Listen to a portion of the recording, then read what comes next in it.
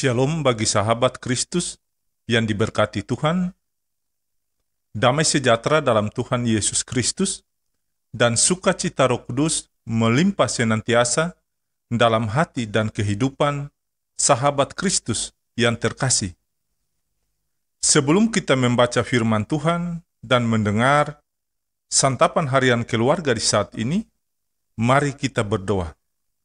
Ya Tuhan Yesus, kami mohon, terangilah hati kami dengan Roh-Mu yang kudus, sehingga kami dapat mengerti kebenaran firman Allah.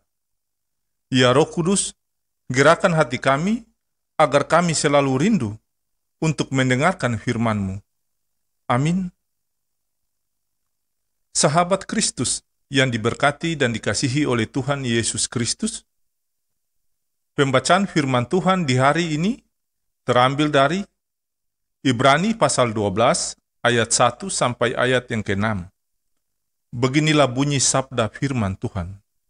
Karena kita mempunyai banyak saksi, bagaikan awan yang mengelilingi kita, marilah kita menanggalkan semua beban dan dosa yang begitu merintangi kita dan berlomba dengan tekun dalam perlombaan yang diwajibkan bagi kita.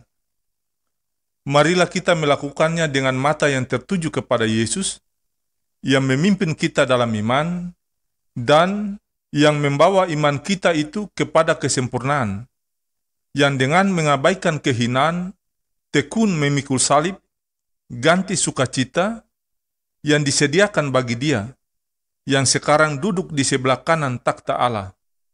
Ingatlah selalu akan Dia, yang tekun menanggung bantahan yang hebat itu terhadap dirinya dari pihak orang-orang berdosa, supaya jangan kamu menjadi lemah dan putus asa. Dalam pergumulan kamu melawan dosa, kamu belum sampai mencucurkan darah. Dan sudah lupakah kamu akan nasihat yang berbicara kepada kamu seperti kepada anak-anak? Hai anakku, janganlah anggap enteng didikan Tuhan, dan janganlah putus asa apabila engkau diperingatkannya. Karena Tuhan menghajar orang yang dikasihinya, dan Ia menyesa orang yang diakuinya sebagai anak. Demikianlah sabda firman Tuhan di saat ini. Kata Tuhan Yesus, lebih diberkati lagi orang yang mendengarkan firman Allah dan mematuhinya. Amin. Sahabat Kristus yang diberkati dan dikasihi oleh Tuhan, santapan harian keluarga di hari ini berjudul Setia dalam Penderitaan. Sahabat Kristus yang diberkati, sebagai manusia, siapapun dia, pasti tidak ingin hidupnya menderita. Kita semua berupaya menghindari penderitaan.